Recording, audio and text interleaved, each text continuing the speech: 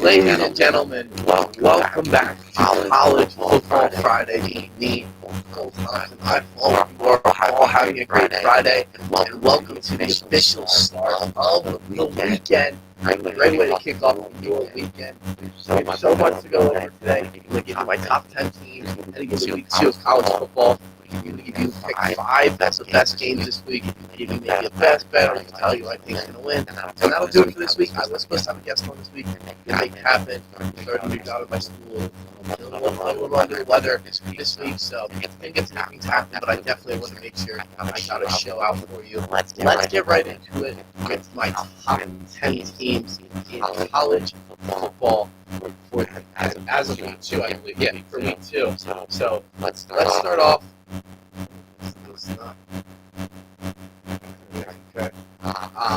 Yes, starting off the top 10 teams. So I'm just going to go down the same way I did last time, reverse order, 10 to 1, and I'm going to start off with number 10. I have the Washington Huskies after they completely manhandled the Boise State Broncos in week 1. I was very excited for my Mechanics heading into the season. I'm even more excited for them after performance. I mean, they just balled out. That offense was on fire. You know, this is a team that I think is a sneaky good team to make a college playoff if all goes right for them. I think Penix could win the Heisman. I mean, they won 66-19. Michael Penix had 5 touchdowns, 450 yards. Absolutely insane. And the best part, the thing that shocked me the most, I was a little worried about their defense this season. The defense was lights out for the most part. I mean, lights out. They struggled a little bit early on in the game. I believe they gave up 9 quick points. But after that, they were on the money the rest of the way. They really did a great job anchoring it down anchoring it down, and I was just very impressed with the way that they played. All credit to Washington. I feel like they definitely earned a top 10 spot. At number 9, I have the LSU Tigers, a team coming off the loss, obviously. Sorry. I have the LSU Tigers at 11. Number 9, I have the Texas Longhorns, a team coming off the win. I wanted to bump them up a little bit more, but I couldn't based off the fact, they didn't blow me away in the first half against Rice. They pulled away in the third quarter. Toledo, Wisconsin seemed to find a groove. They did offensively as that game went on, but nonetheless, I really was not that impressed with them, especially early on in that game. A little concerning. I mean, they were only up 7-3 at the end of the first quarter. Obviously, like I said, they pulled away in that third quarter. Their defense really impressed me. Their defense played much better than I anticipated they would. They're facing JT Daniels, like his 100th college football season with his 70th different team. Somehow that's allowed, but whenever I'm not even going to get into all that. But yeah, so Texas's defense, didn't jumped out to me. They played pretty strong. They forced a couple of turnovers. Offensively, though, early on in that game, especially that first half, for that third quarter, their offense blew up a little, and they were able to pull away and secure that win. So Texas, I think, is pretty comfortable to be sitting at number 9. But I did have them get jumped by the team at number 8. I have the Notre Dame Fighting Irish. After picking up a big-time win in week 1, dominating Navy, or week 0, dominating Navy, they came back and dominated Tennessee State. Only reason I'm not having them fly up the rankings right now is because their level of competition hasn't been there, obviously. They have a big test this weekend against North Carolina State, which could definitely get them bumped up the rankings depending on what happens above them. But the higher you get, the harder it is to move up. I just didn't see enough from them because of the competition they played to really give them any extra push. But I mean, their duo in the backfield is phenomenal. I mean, Sam Hartman, absolute beast. He's definitely up there for a potential Heisman candidate at this moment. Obviously, we still have a lot to unfold. But yeah, what we saw from them against Navy, obviously we talked about that last week. Complete domination on both sides of the ball between Estem and Hartman. They really good pair back there that I'm very excited for. I didn't get to watch them this week, so take that as you must. I really just didn't care to watch them play Tennessee State when there's all those good games on. It looks like Sam Hartman had another great game. I mean, he's only thrown 5 incompletions so far this season. Yeah, Estem, I mean, these are numbers they should have put up, obviously, but their defense, again, played great. Have not allowed a touchdown yet this season. I'm going to take Notre Dame in this. We'll talk about that Notre Dame North Carolina State game a little bit more. But for now, Notre Dame sits at the number 8 ranked team in my rankings. At number 7, USC Trojans, and strictly because they did not dominate San Jose State as much as I thought they should have. That game was a lot closer than the scoreboard let on. I was a little disappointed I'm very disappointed in the way their defense obviously has played. I feel like I'm always disappointed in their defense. They get Stanford tomorrow, another team they should bulldoze. Again, just not great competition so far. I mean, who have they beat? They've beat San Jose State and Nevada, non-Power 5 teams. So we'll see how they do against a bad one in Stanford this week. But hey, Caleb Williams still looks like the best quarterback in the country, and the offense is clicking on. It's completely clicking. 56 points in game 1, 66 in game 2. Offense is on fire. Defense, some question marks around it, a little bit here and there, but overall the defense is, I guess I would say they're playing all right. They play much better against Nevada, but I mean, for me, their defense didn't play well enough. They played weaker competition compared to the team that just jumped them, and that is the number 6 ranked Penn State Nittany Lions. I mean, the Drew Allar era is here. You may call me biased because obviously it's Penn State. I'm a Penn State fan, but Drew Allar looked like a top quarterback in the country. Their defense was phenomenal in that game. I love the play calls in that game. They were aggressive. Really not many complaints I had. The one thing I guess I'll say is there was a little bit of they need to communicate better offensively. A couple of false starts, a couple of delay of games. So they just nonetheless, they got to figure out more a bit how they're going to communicate better, how they're going to increase their flow on offense. But overall, I mean, Drew Allar looked lights out. That running duo of Katron Allen and Nick Singleton is scary, and their receivers looked great. Obviously, big shoes to fill, losing Tinsley and Parker Washington, and it looked like they filled them. Keontae Ellis on the defensive end, absolute baller. That offensive line looked amazing. So many good things going for Penn State right now. Right now, I have them sitting at number 6 in the country. At number 5, I have another Big Ten East team, and I have another Big Ten team, and I have the Ohio State Buckeyes. They played an Indiana team, and Indiana played them kind of tough, especially defensively. Indiana's defense definitely played Ohio State's offense very, very well. Was a little underwhelming with Kyle McCord's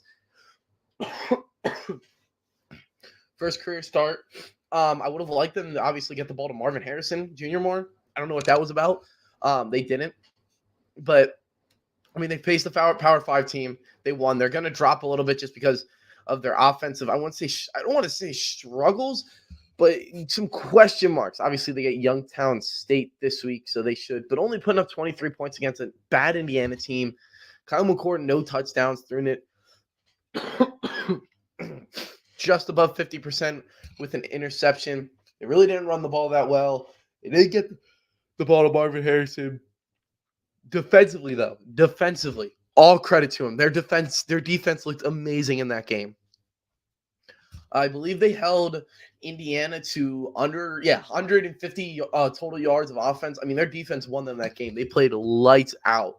Defensively in that game. So all credit to Ohio State's defense, but the offense, their bread and butter for the Ohio State program, definitely is going to have to do something special. Definitely going to have to pick up the pace in the next coming weeks if they're going to want to stay in this top 5. So Ohio State sitting at number 5. At number 4, I have the Alabama Crimson Tide. Alabama, they took care of business in week 1, obviously. Melrose looked amazing for them to start off the season. Obviously, big matchup against Texas this week. They're gonna, if they pull off this win against Texas, I'm gonna move them up the rankings, obviously. But they were pretty consistent offensively. They scored 14 points in every quarter, gave up 1 touchdown. Defense looked great. Milroe looked great. Receivers looked great. Milroe ran the ball well too. He scored 5 touchdowns in that game. 5. Ran the ball insanely well. Overall, Alabama played very, very well. I'm going to give them credit where it's due. Alabama did a great job on offense and defense in this game. They ran the ball well. The play calling was fine. They took care of the football. Milroe, obviously, maybe he's not going to be Bryce Young, but if he plays like he did this past week against Texas, they're going to have no problem taking care of the Longhorns. I have Alabama sitting at number 4. At number 3, I have a team I've been very excited for this season. I was so excited, so amped to watch, and that is the Florida State Seminoles coming at number 3 for me. I mean, Jordan Travis looked phenomenal. Mike Norvell called a basically perfect game. Obviously LSU kind of shot themselves in the foot at times in that game, going for it on 4th down in their when they were clearly in comfortable field goal range, leaving points hang on the board a little too much. But I mean, the defense for Florida State, especially in the second half, played phenomenal. They forced turnovers. They made big plays happen. They applied pressure, made Jaden Daniels feel uncomfortable, made LSU seem uncomfortable. The receivers for Florida State, oh my goodness, they looked great. And maybe it's because of Jordan Travis, but they made Jordan Travis's life easy in that matchup. Obviously, they had a couple of drops here and there. But overall, I mean, just a phenomenal start to the season for Florida State, dominating a very good LSU team, holding them to 7 points in the second half and putting up 31 of their own. I believe they had forced 2 turnovers in the second half. Yes. But yeah, receivers, Keon Coleman, baller. I mean, absolute insane day. 3 touchdowns on, I believe, 9 catches. Yeah, 9 catches, 122 yards, 3 touchdowns. Johnny Wilson, he was buckets as well. 104 yards on 7 catches. I mean, the receivers just made the life so much easier for Jordan Travis and Mike Norvell, and they absolutely executed to the fullest extent. A well-deserved win by Florida State, a hard-fought win against a very, very good team. Florida State sits at my number 3. At number 2, I have the Michigan Wolverines. Defensively, they might have played the best defensive game out of anybody in college football this past week.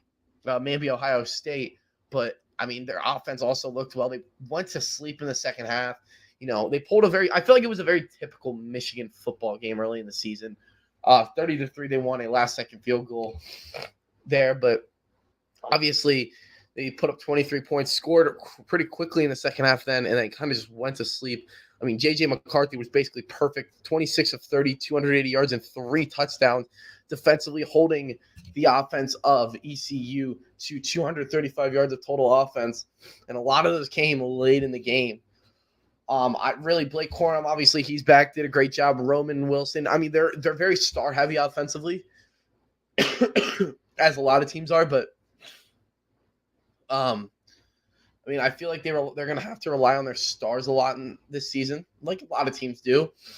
Maybe Donovan Edwards, he was very solid for them down the stretch last season after Blake Corum got hurt. Cornelius Johnson had a pretty good game. He had 5 catches for 71 yards.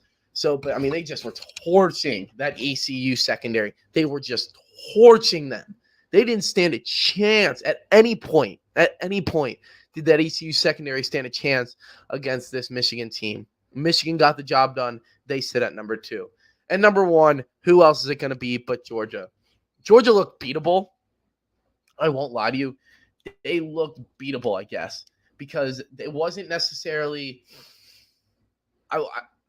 I wanted to see a little bit more. I felt like I didn't get to watch the whole game.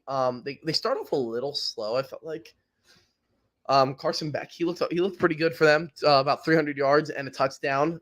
21 of 31 passing. Brock Bowers might be the best receiving, or might be the best pass catcher in college football.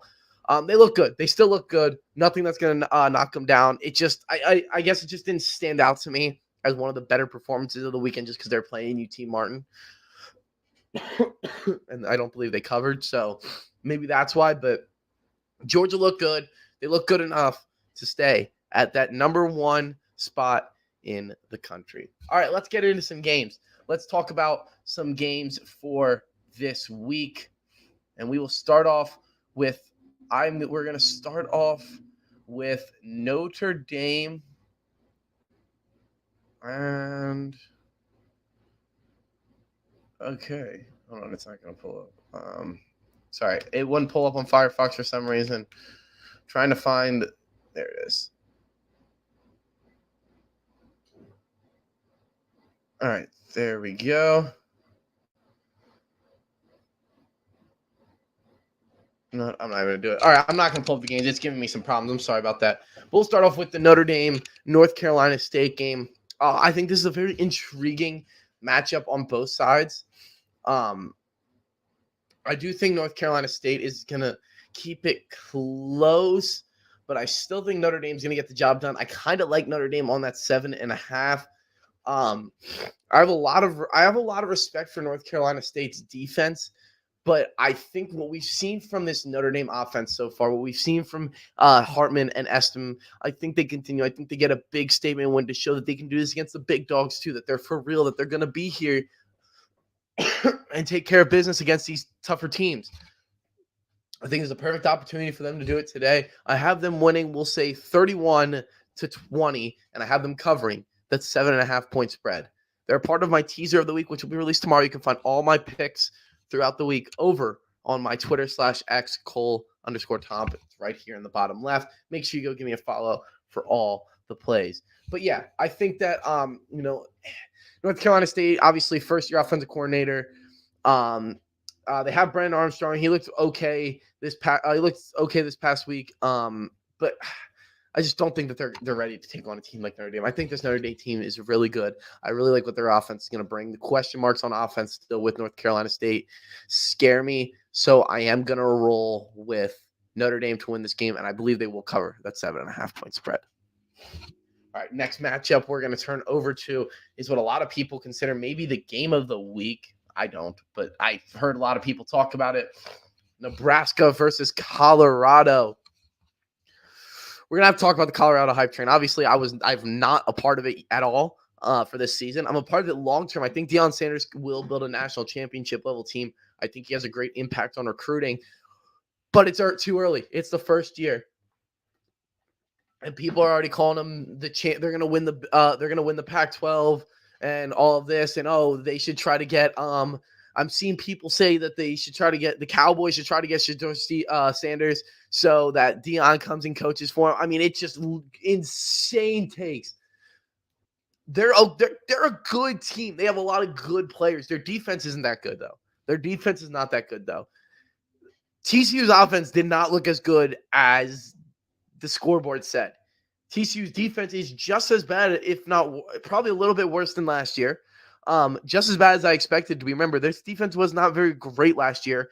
They won games because of their offense. They won a lot of shootouts. Their defense did show up at times. It was better, but obviously their offense is depleted. This is not the same TCU team that we saw a year ago. It's not. I don't think this TCU team is very, very good. I think they're going to be a fringe bowl team, and I still don't know if Colorado is going to make a bowl game. I still don't know. I look at their schedule, and they might start the season 3-0 just because they have Nebraska and then Colorado State. But even Nebraska, I think, can get the job done against them. It all depends on what Jeff Sims brings, but I still don't think Colorado is necessarily a bowl team. This game is obviously going to come down to what Jeff Sims can bring to the table. I lean Nebraska to 3.5. I feel like they're kind of overrating a little bit the books. Colorado, so I lean Nebraska plus 3.5. I'm probably going to stay away from this one though, just because I don't really like either side. Next up, we will head over to Tuscaloosa for Texas versus Alabama. And I see a lot of people. There's another game. A lot of people want to try to give Texas an edge here, at least on the spread, that plus 7.5. It was plus 15.5 last year in Austin. we're not going to see the same game. I think Alabama beats them pretty easily. Not easily, but I think Alabama beats them pretty comfortably. I would say I have Alabama in that teaser too, to basically just to win the game. I have Alabama, Notre Dame, and Oregon. I just 6.5 point, and basically I think the biggest favorites, like Notre Dame's now a 1 point favorite. I have Notre Dame minus 1.5, Alabama minus 0.5, and Oregon minus 0. So basically 3 straight money lines. I guess I could push on that Notre Dame game, which would be pretty annoying, but yeah. Actually, I would lose because it's a teaser. Damn, I should have thought of that. Damn it. Anyway, yeah, but nonetheless, I think it's just simply, I think Alabama takes care of business here. I really do. I think Alabama takes care of business in this game and they win. I really liked what I saw from Milroe. I think they pick it up and they continue next week. I do like Texas this season. I think this might be their only loss of the year. I still have Texas as a playoff team. As I do Bama. I think we could see a rematch. I believe actually I do have a rematch. Yes, I have Bama winning the SEC. Yeah, I do. Oh, I do. I believe I do have a rematch of Bama versus Texas in the playoff, and I hope we see it. I hope we do. Obviously, it's early and both teams have a lot of work to do, but it's going to be a real big test for both sides. This is the one I noticed last year. Alabama was a vulnerable team. It was not as good as people thought they were going to be, and it could be the same case this year. But we will see what happens on Saturday in Tuscaloosa. Now, the last game I just want to touch on a bit this week. Where is it? Where'd it go? I lost it. Oh, Tulane versus Mississippi. I'm taking Ole Miss to cover the 7 points. This is a very interesting matchup because this is going to be very telling on Tulane could be a sneaky college football playoff team. Mark this down now. If Tulane wins this game, they could make the CFP. They could make the CFP if Tulane beats Ole Miss this week. They're the only group of 5 team that I can see making the CFP this year. Because they have Tulane, So Miss should be a win. Nicholas State win. UAB win. Memphis, tough game for them. Basically, I view them steamrolling all the way. UTSA and Memphis and Ole Miss are the 3 games that are going to be scary for them this season. They just beat Southern Alabama, a very, very good group of 5 team. So if Tulane can get the job done this week against Ole Miss, just hear me out, this could be a college football playoff team. I'm just saying. I am just saying. If Tulane can get the job done this week, I don't think they will. I think Ole Miss takes care of business. But if Tulane can get the job done this week, don't be shocked if this is a college football playoff team. One pick for you tonight. I have Kansas -3 over Illinois. I really do like this Kansas team. If you didn't know, I really like them in the preseason as well. But I like them to take care of business as well tonight. They're wearing the all-black uniforms. They look so fresh and so clean. I love them, and I love Kansas to take care of business against Illinois tonight. And all my picks for not only college football, but the NFL and the UFC this weekend, UFC 293 from Sydney, Australia, will all be available on my Twitter. Just make sure you go follow me at @cole_Tomp. If you want all the picks, they are completely free. I do not charge for picks at all. Not at all. I post basically every pick I make. Sometimes if I'm just throwing something down, I might just to mess around or here or there, maybe like a joke bet with my friends or something. I won't. But any bet I'm 99% of my bets I'm going to post. 99% of my bets I post over on my Twitter at @cole_Tom. So make sure you go give me a follow over there. And thank you guys for tuning in to, I believe, episode 4 of College Football Fridays. I'm going to try to get a guest on. I've been trying for a little bit here. Still getting adjusted into school and everything. Things have been a little crazy. I've been dealing with some, drama of being a college student. Some things, behind the scenes that have kept me preoccupied and busy, but I think that situation is completely handled now. Thank you guys for tuning in, and I will see you guys next week. Peace.